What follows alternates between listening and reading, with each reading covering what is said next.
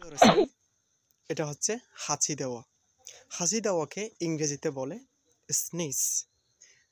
লোকটি হাঁচি দিচ্ছে। The man is sneezing. The man is স্নেজিং।